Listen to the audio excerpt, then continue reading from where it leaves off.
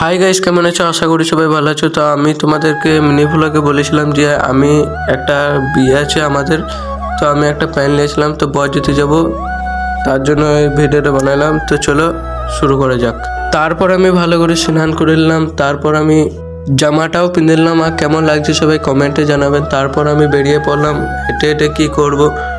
তারপর আমি বিয়ে গাড়ি সাজানো দেখি, আমি গাড়ি থেকে নেমে তারপর আমি বরযাত্রীতে ঢুকে পড়লাম। তারপর বরযাত্রী খেয়ে আমরা একটু ঘুরতে বেরিয়ে এলাম।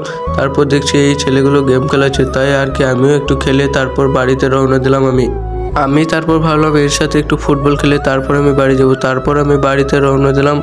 ছাদে এসে তোমাদেরকে একটু ভিউটা দেখিয়ে দিলাম আমাদের বাড়ি। আর ভাবছিলাম যে তোমাদেরকে স্ট্রবেরি গাছটা একটু দেখিয়ে দেবো, তাই আমার স্ট্রবেরি গাছটা অনেকটাই মরে গিয়েছিল।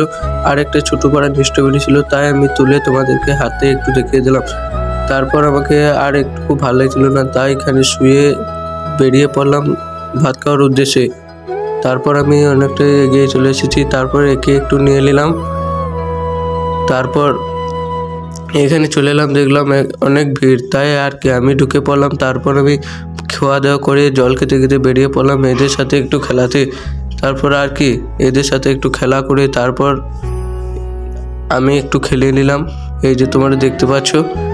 তারপর আমি বাড়িতে রওনা দিলাম। তারপর আমি বাড়িতে এসে মা বললো যে কন্ট্রোল যেতে হবে, তাই বেরিয়ে পড়লাম থলিয়াতে করে।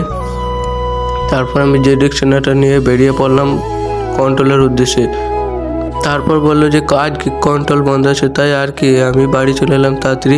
আর কোন পার্টটা সব থেকে ভালো লেগেছে কমেন্টে জানাও। আমি ব্লগ তৈরি করি তোমাদের দেখার জন্য, সাবস্ক্রাইব করো। বাই।